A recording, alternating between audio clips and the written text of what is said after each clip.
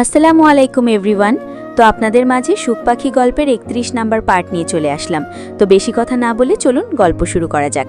এদিকে মাথা ধরে যাচ্ছে পুষ্পিতার, খারাপ মন আরও তেতিয়ে আসছে। বই থেকে একবার মুখ তুলে চাইলেও নিরন্তর হাসাহাসি চলছে অনেকের। এক একটি বন্ধমহলের সে কি গল্প। পুষ্পিতার মুখে আধার নামল নুহাকে মনে করে। আজ প্রায় 20 দিন হচ্ছে দুজনের শিক্ষা প্রতিষ্ঠান আলাদা। নুহা ভার্সিটিতে আর সে এই নর্মাল কলেজে। ক্লাসে বেঞ্চে প্রতিটা জায়গায় ওকে মনে পড়ে। কত কষ্ট করে ধরে বেঁধে যে মনটাকে এখানে টিকিয়ে রাখছে ও। এই 20 দিনে একটা মাত্র ভালো ঘটনা ঘটেছে ওর জীবনে। আয়েশা খাতুন কথা মতো একটা টিউশনি খুঁজে দিয়েছেন।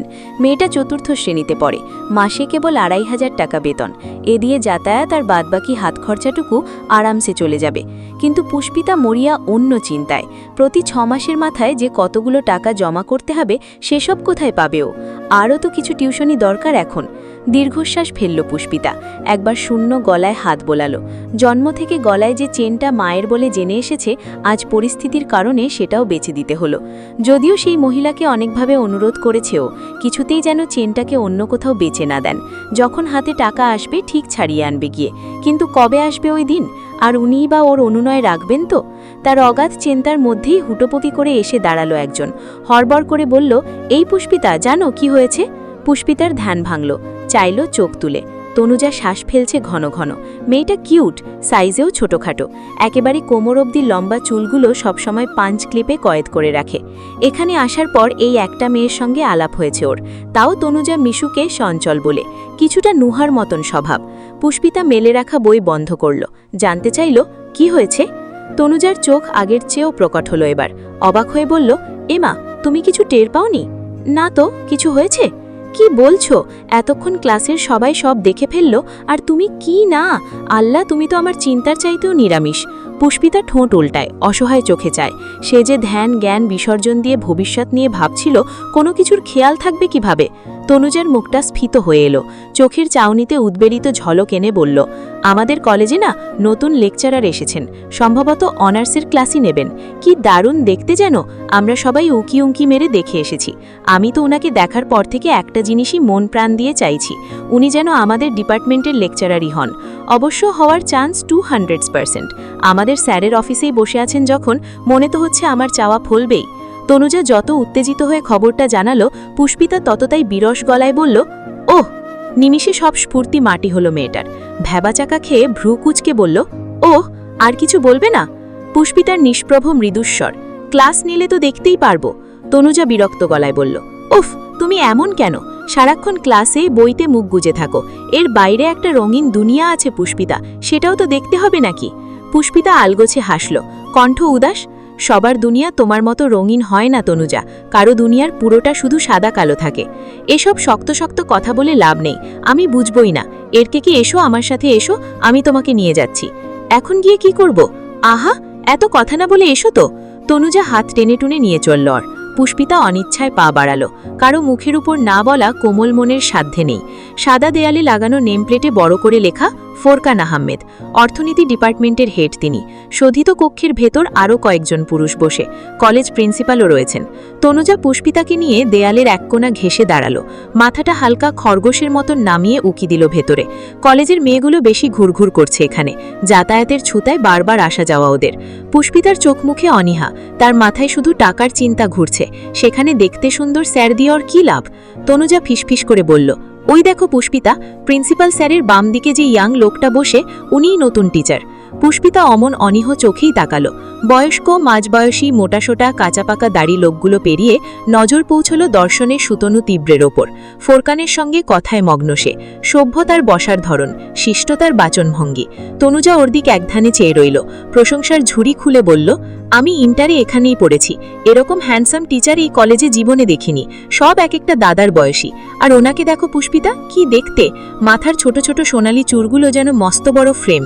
একটা দারুণ বর্ডারের রং যেমন একটা ডিজাইনকে মোহময় করতে পারে, ঠিক তেমন। চশমার ফ্রেমটা চেহারার সাথে একেবারেই মানানসই। হাসিটা দেখো, হাসিটা!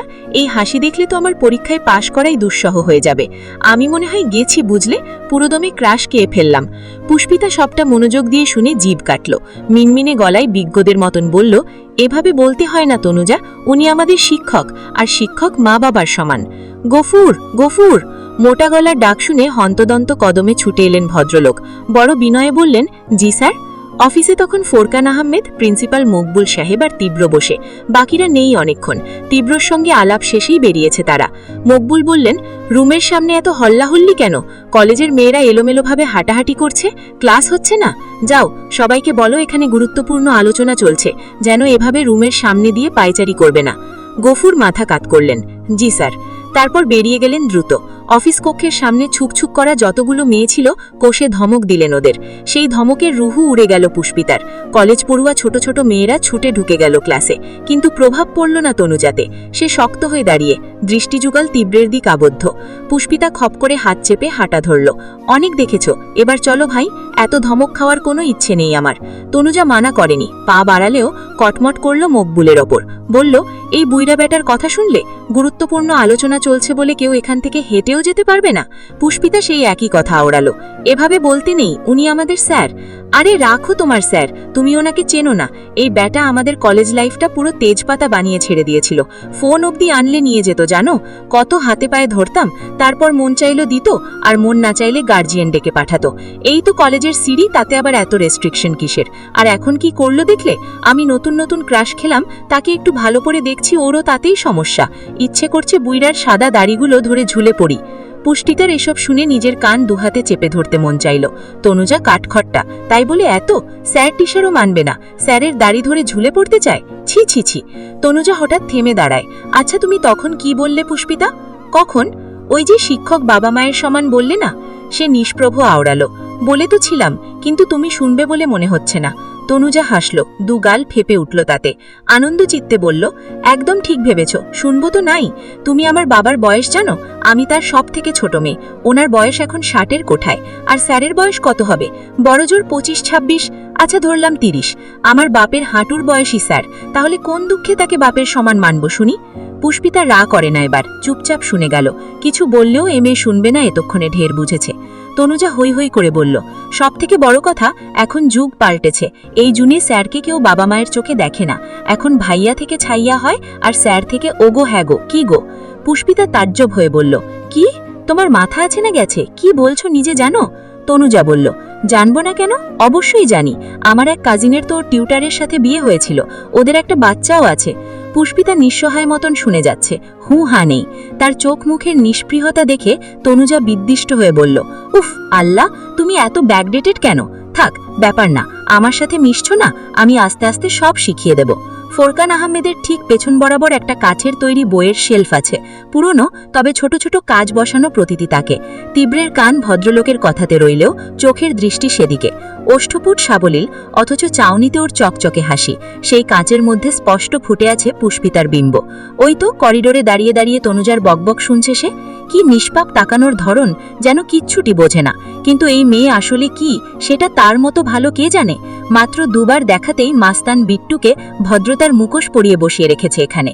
তীব্র নিম্নাষ্ঠ দাঁতে কামড় দিল, তর্জনী দিয়ে চশমা ঠেলল ঈষৎ।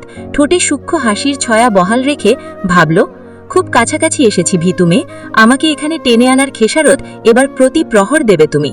তন্মধ্যে মকবুল সাহেব বিদায় নিলেন, কিছু কাজ আছে ওনার। পরপরই ডাকলেন ফোরকান আহমেদ, মিস্টার তালুকদার। তীব্র চোখ ফেরালো, মৃদু জবাব দিল, জি।